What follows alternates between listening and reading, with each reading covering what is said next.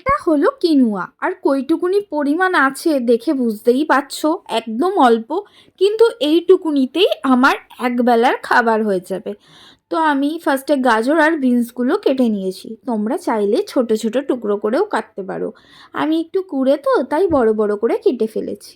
তো কিনুয়াগুলো আমি জলে ভালো করে ধুয়ে নিলাম, গাজর বিনসগুলোও ধুয়ে একটা বাটিতে নিয়ে নিলাম। এবার বাটিতে দিয়ে দিলাম জল আর পরিমাণ মতো নুন। এবার গ্যাসটা জ্বালিয়ে বসিয়ে দিলাম সেদ্ধ করতে, সিম্পল, আর কিছুই না। খেতে কিন্তু পুরো রাইসের মতো লাগে। এই যে এরকম ফুটে ফুটে আসলে এই অবস্থায় আমি গ্যাসটা বন্ধ করে দেব, আর জলটা কিন্তু টেনে নেবে। এই দেখো কি অসাধারণ লাগছে না, চিকেনের সাথে মনে হবে তুমি পুরো ফ্রাইস খাচ্ছ। তো দেখাচ্ছি কেমন খেতে, পুরো ভাঙবো, ভেঙে একটু তরকারি নেব, জাস্ট চুমু।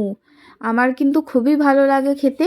আর তোমরা যারা যারা ওয়েট লসে কিনুয়া ট্রাই করোনি, তারা একবার ট্রাই করো, প্রেমে পড়ে যাবে। আমার তো পুরো রাইসের মতো টেস্ট লাগে। উফ, চুমু চুমু। আর করার ছট জলদি।